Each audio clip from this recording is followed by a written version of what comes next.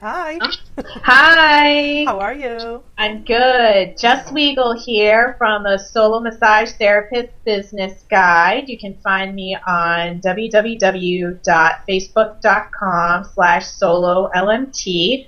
And I am interviewing Kristen tomorrow from relaxationbusinesscoaching.com.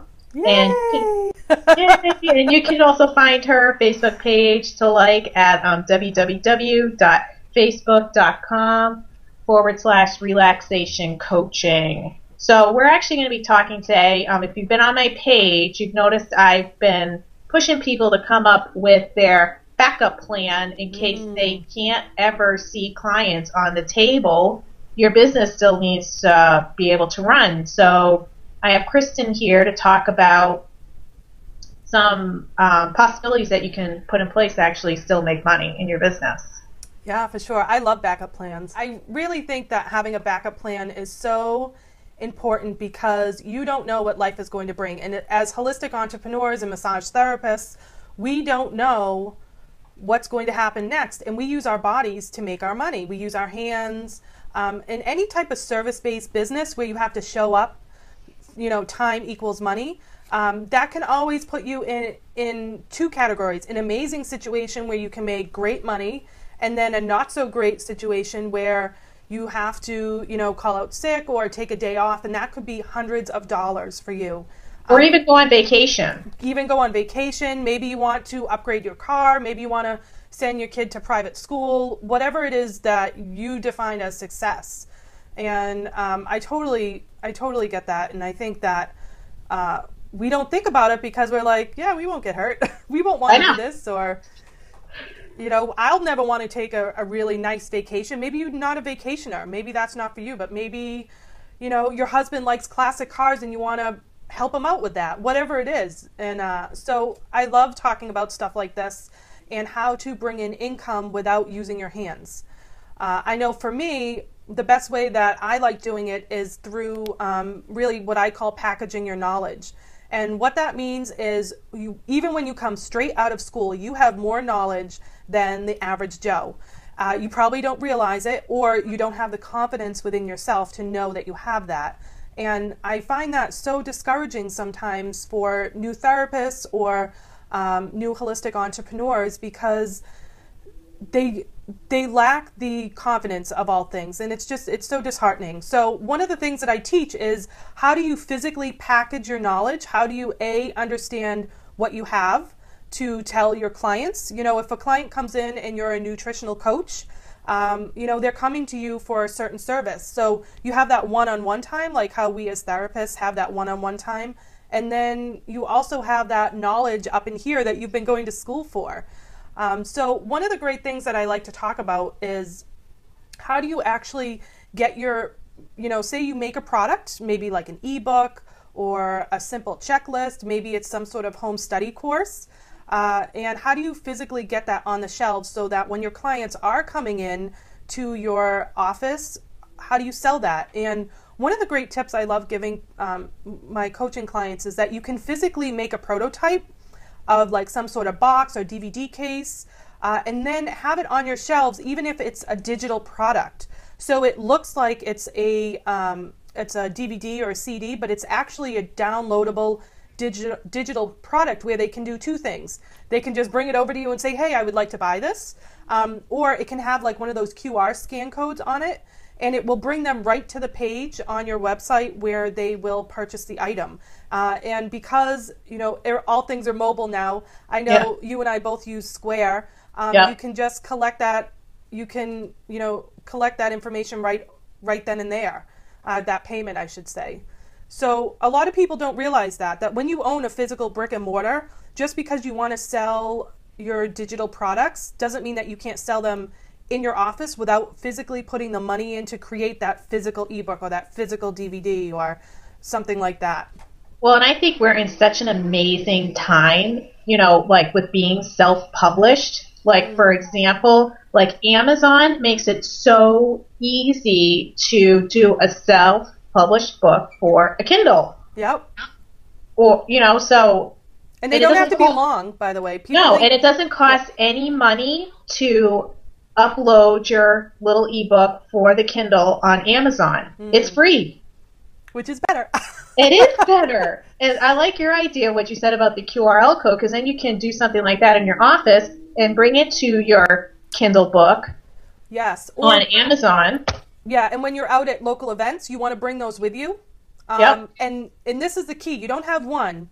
Usually, whenever you go to an event, you have to realize that people are coming from all angles. They're coming from the front of the table and both sides of the table. So you actually want to have three, usually I like odd numbers, 3 actual prototypes on your table.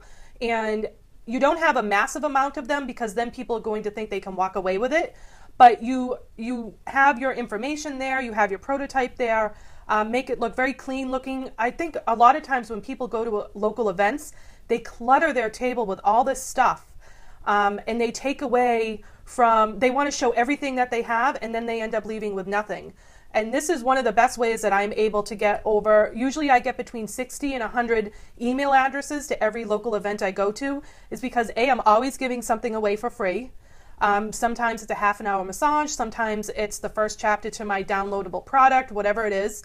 And then I have virtually almost nothing on the table except information that they can take with them, like postcards or a business card, and just my prototypes. I leave everything else at home. I make it look nice. I put a couple of hot rocks and, a rolled up towel or two. But other than that, I make all my focus. Yeah, very clean, and all my focus on getting that email.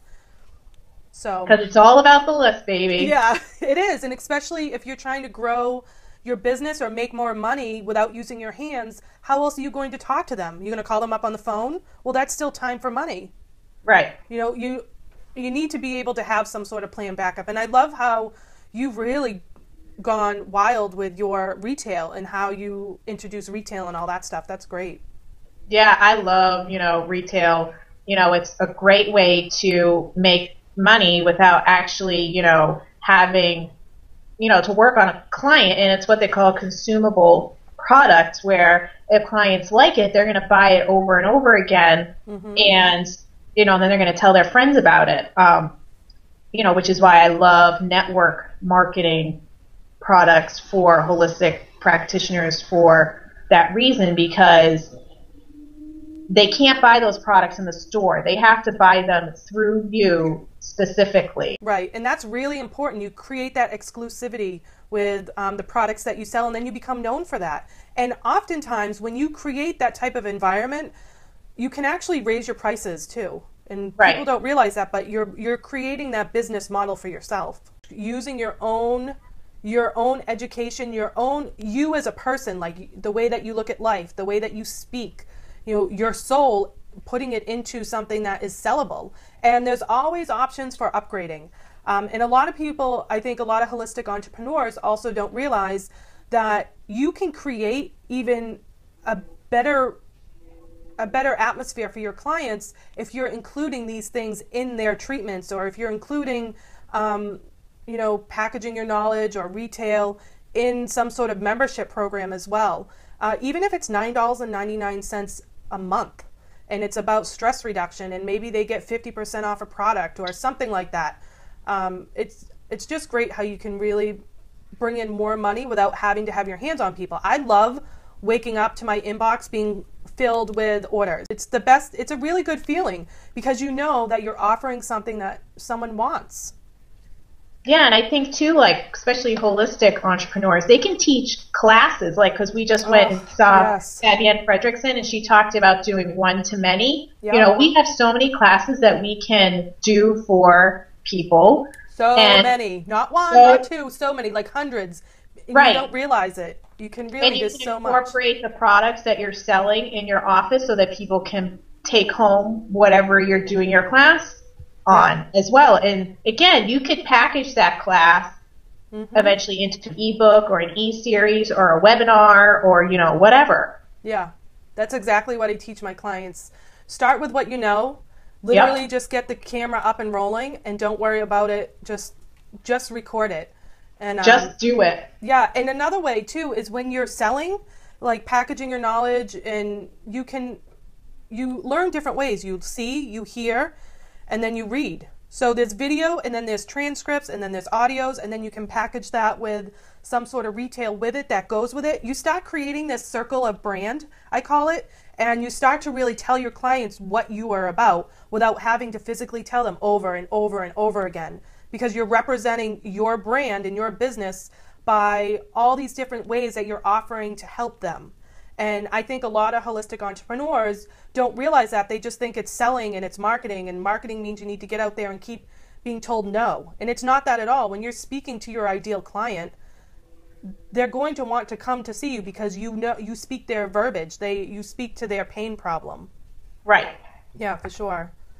And, and again, it's also good to have different ways to make money in your business, because when you focus on one product or one service, it gets old for people, I think. So that's why I think, incorporating different type, like maybe start off with 1-2 different types of classes just to generate some, interest and add that spark back into your business and bring in new business.